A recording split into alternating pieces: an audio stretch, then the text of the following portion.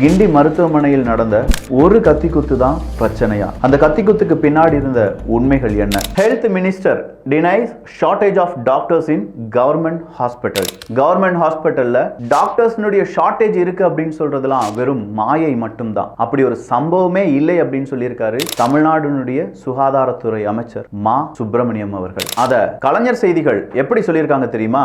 மருத்துவத்துறையில் 18,460 நிரந்தர பணியிடங்கள். தமிழ்நாட்டில் உள்ள அனைத்து அரசு மருத்துவமனைகளிலும் தேவையான அளவில் மருத்துவர்கள் இருக்கிறார்கள். இதை வெளியிட்டிருப்பது 7/11/2024 இந்த மாதம் தான். மாவட்டம் திருவண்ணாமலை. டிஎம்எஸ் கீழே 12 மருத்துவமனைகள் இருக்கிறது. மொத்த பணியிடங்கள் 130. மருத்துவர்களுடைய இருப்பு 68. காலி இடங்கள் 62. 130 டாக்டர்ஸ் தேவைப்படக்கூடிய ஒரு இடத்துல 68 டாக்டர்ஸ் தான் இருக்காங்க.